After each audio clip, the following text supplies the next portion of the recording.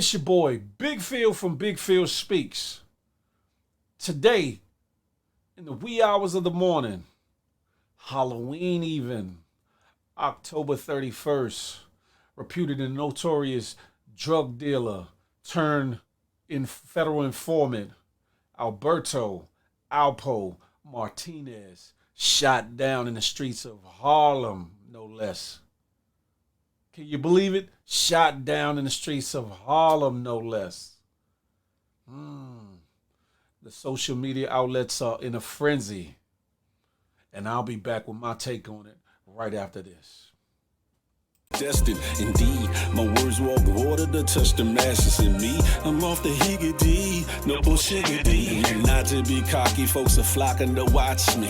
ASAP like Rocky, I tackle topics kamikaze, meaning head on. I'm humorous but headstrong. You think I'm rapping the cap and tapping, I prove you dead wrong. Shall I proceed with another POV commentary with a twist? There's none like this, and there's none like me. How could you ever doubt me? I make you like and subscribe. Tell your friends about me. Who is he giving the realest heat on these internet streets? It's Big Phil Speaks. Who is he giving the realest heat on these internet streets? It's Big Phil Speaks. Who is he giving the realest heat on this internet streets? It's Big Phil Speaks. Who is he giving the realest heat on these internet streets? It's Big Phil Speaks. My name is my name. Big Phil Speaks. Hey. Reputable sources out of New York and other outlets are saying a notorious drug dealer from New York City who served decades in prison for murder and was in witness protection for testifying against some of his associates was slain on a Harlem street corner in his SUV Sunday morning, police sources said.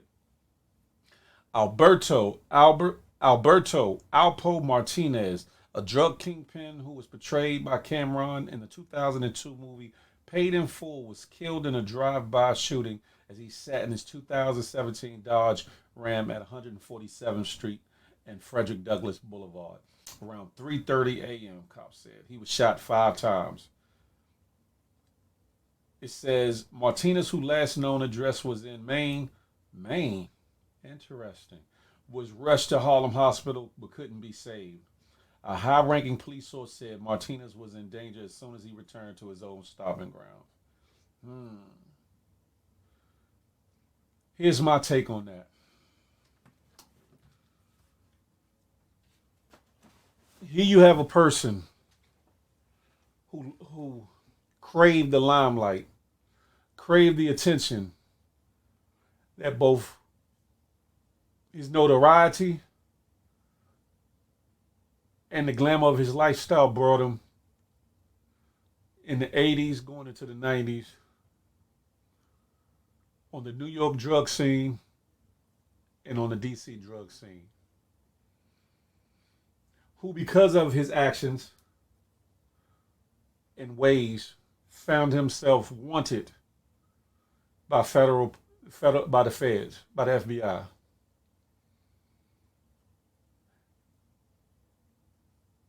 And instead of him taking it on the chin and laying down, what did he do?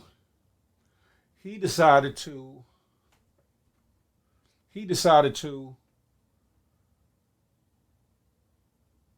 turn on the one person. He turned on others, but he turned on the one person that they wanted even more than him, in the form of Wayne Perry from Washington, D.C. Why so? The feds wanted Wayne even more, even though Wayne did not have as much money as Alpo, didn't have as much influence as far as how much drugs were coming here and there as Alpo did.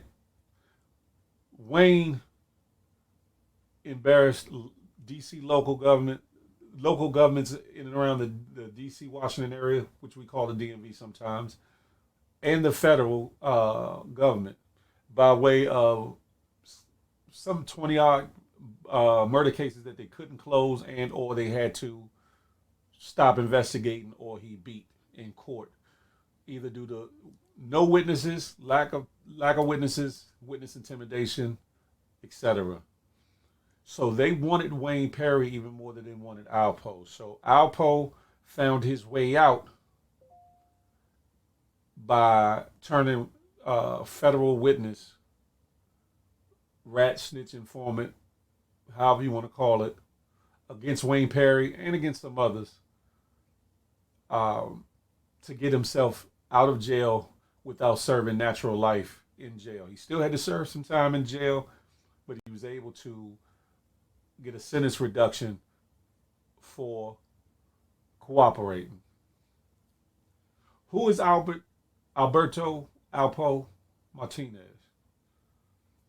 Him himself, not only a drug dealer, but a confessed murderer. Because when they gave him his proffer, he had to tell all the crimes that he was involved with, directly or indirectly.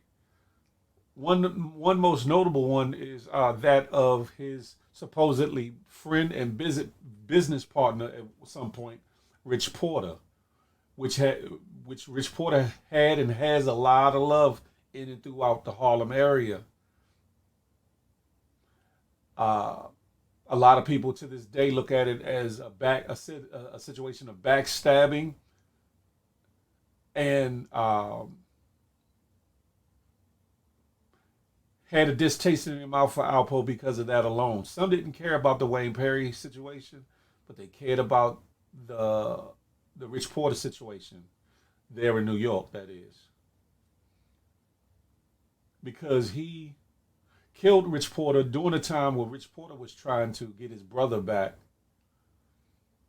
from a kidnapping,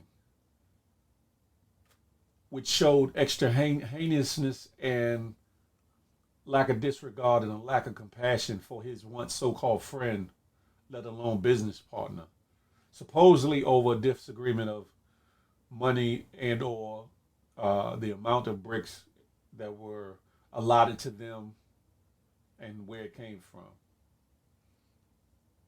So, Alpo, he does some time, 20 some odd, close to 30 years in jail, comes home. Some say he was home before that, on little furloughs.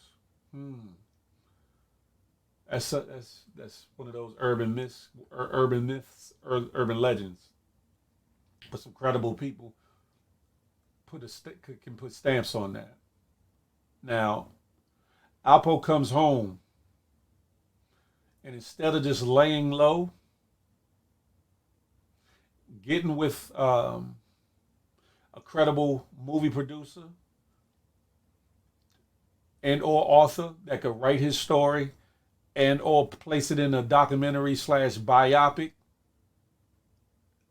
and getting a heavy bag from that situation, and then going off into the sunset upon his merry way, what did he choose to do? He chose to be all over Harlem and insert himself into the scene, to insert himself amongst some of the old neighborhoods he used to flaunt and roll through and whatnot. Looking for the attention, looking for the love, and also looking to basically thumb his nose at some of the detractors who had a lot to say about him. Almost to say, I dare you to do something. I'm right here. I ain't going nowhere. I'm still in Harlem. So much is his dismay.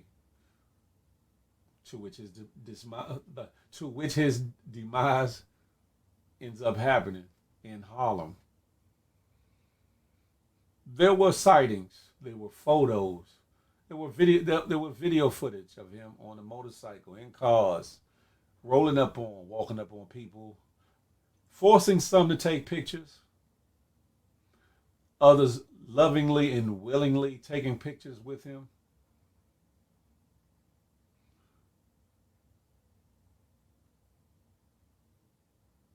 All along thumbing his nose at the Porter family in New York, in Harlem, thumbing his nose at the Perry family in Washington, D.C., and the other families and friends and associates of the victims that he personally murdered or ordered the murders for. I give it to him. He had cojones the size of Maine, if that's where he lived at, or Massachusetts, or wherever they saying he lived at. He had balls bigger than most to do everything he's done. Come home as a documented informant, and then cascade his ass around the streets that he used to call his home and or territories. I'll give him that. But I guess the streets wasn't sitting still for it. It looked like the streets wasn't gonna do anything. It looked like they was with the bullshit. It's like they were letting him live, letting him breathe. But instead, what they did was they let him get comfortable, too comfortable. They rocked him to sleep. Oh, you good? You good, Poe? Yeah, Poe. You good, homie? The old times, homie. You good? You good money? Yeah, come on around. Come to the party. Come to the shindigs. And that he did. And that he did. And if I could speculate, he was probably coming from one such shindig, being as though it was the Halloween weekend, and somebody put the drop on him, put a bag on him. Where the bag came from, who put the drop on him, who lined him up, nobody knows. It ain't nobody's business for real, but they caught him, I guess, at the perfect time.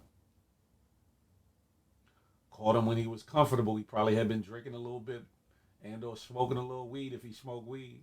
So he probably was really relaxed in his element. I'm the king of Harlem. Untouchable. Now I realize the only king of Harlem I remember is Bumpy Johnson. Keep it 1,000. No disrespect to nobody in Harlem or from Harlem. But Alpo, he got way too comfortable. And this morning, in the wee hours of the morning, caught 5 of them. Where he was headed to, where he was coming from, that's yet to be determined. But he didn't make it to his destination. The destination he made it to was to the coroner's office, medical examiner's office, for investigative autopsy. And on to the afterlife.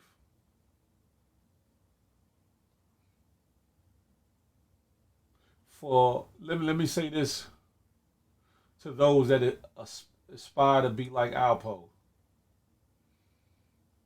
to be the biggest drug dealer in the world. To those that are coming home from telling on your comrades, your associates, your partners, your friends, and in some cases your family members, and then wanting to return to normal civilian, not civilian life, but the life or the lifestyle or the glamour of it, of the life you lived before you got caught up. This should serve. Excuse me, get tongue twisted. This should serve as an example of when the streets look like they done lost it all, that they done went soft, or that they've become tolerable of the bullshiggity, that the streets at any minute could answer the call and send you home.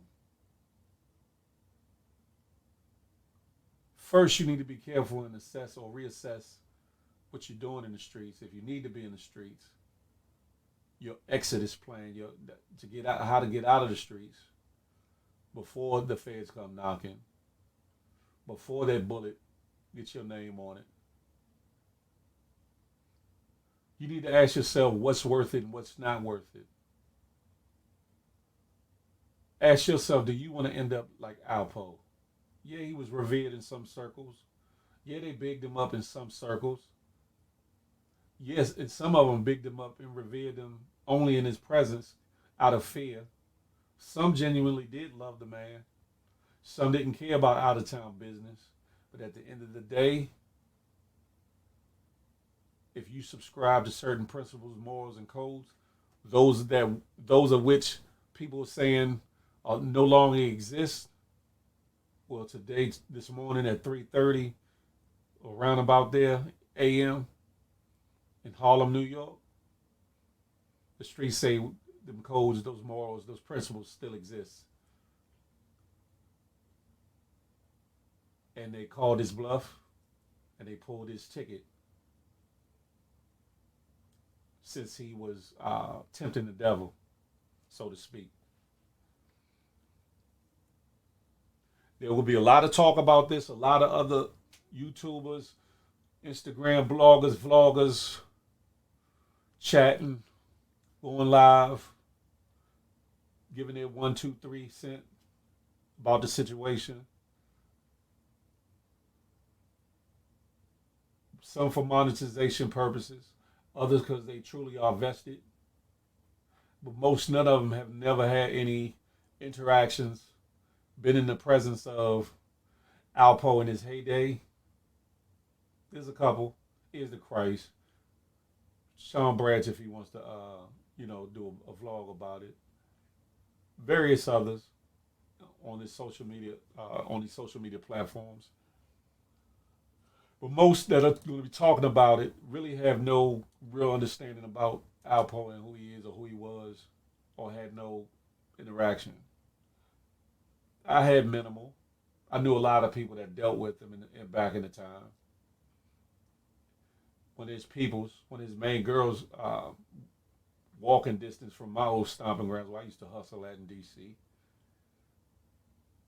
One of my other folks, God bless the dead, used to do work, put in contract work with Wayne.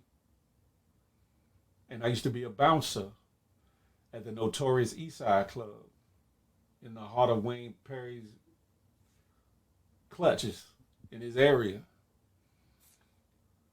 And so I used to see Alpo frequently. He used to come down the east side. And I will say this, he is one of the only people that rock their jewelry out when coming into the east side. And if anybody's around know about the east side, they know that was a hellhole. And on any given night, fights, shots ringing out, people shot, stabbed, killed, a lot of shit that went on down there. But he knew he was good because of who had his back. Wayne Perry, the same dude that he told on because he was facing all that time. How ironic. I could see Alpo's Cheshire Cat grin when he used to come down there. A lot of times he'd come down there with a little towel on his head and he just had that big old, y'all think Big Phil be grinning, that nigga grin like he was trying to light the whole place up with his little jewelry, chunk jewelry at times.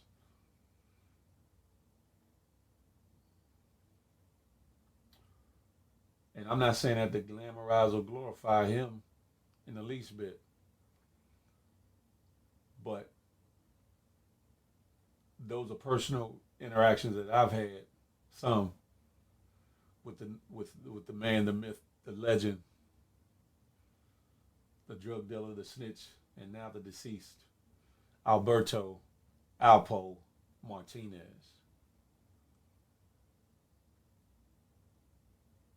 As this trends for the next couple days, y'all need to ask yourself, those that are partaking in curbside delights, is it worth it? Am I strong enough to hold my weight and hold my water if they come for me? Am I able to be a stand-up man, 10 toes down? Would I be able to do that time if it's thrown at me? Or would I bend, fold, testify, inform to gain some kind of life back? And then will I be duped into thinking that whatever I was before I went in is enough to hold me when I get out, and that I'll go back to the same environment that gave me that those accolades early on? That's something to think about. I'm not going to be on here long because other people are going 1 hour, 2 hours, 3 hours talking about this. Honestly, I don't think this is something to glorify. I don't think this is something to be proud of. I don't think this is something that needs to be celebrated, except if you were the Porter family, Perry family, or a family that was affected by his activities.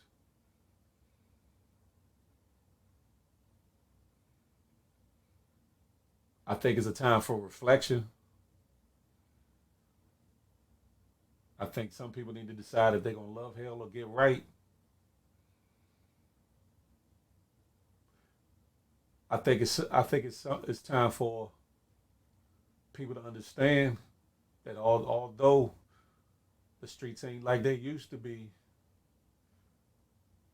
that the streets still matter. And because today, this morning, 3:30 a.m., the streets had the last say.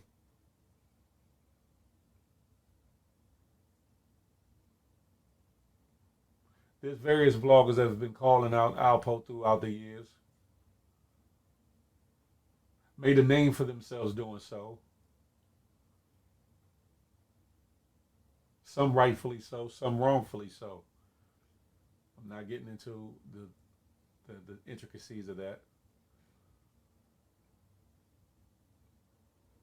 But now, what do you tell your followers? What do you tell your listeners? What do you offer them in this time?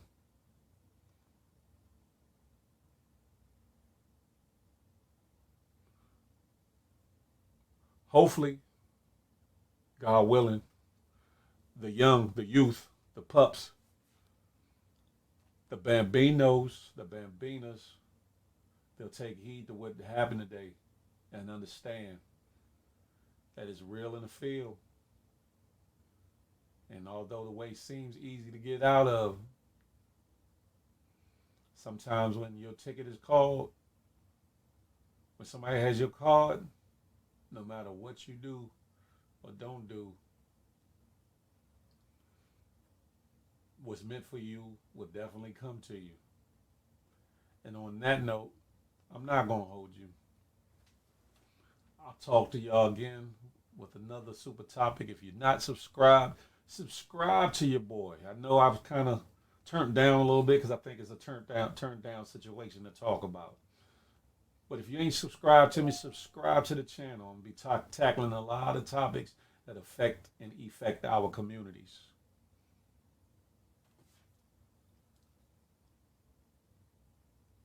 With emphasis on building us up, giving us game, giving us understanding, hopefully getting us closer together. Yeah, I'll be talking about some of the celebrities bullshiggity too. I'll give you that. But that won't be my main emphasis. And I'll be getting on a couple folks and getting in their business with a segment I got called Shut the Figgity Up. Y'all can look on my in my videos and see one or two of them. It's just the beginning. Just the beginning. I'll be doing another segment called the Tap In and Talk, or the Tap In for short. So make sure y'all tap in and holler at your homie. But again, subscribe, like this video, leave a comment or two, whether you like the video, dislike the video, feel what I'm saying, or you can't feel what I'm saying. Leave something down below. Share this video.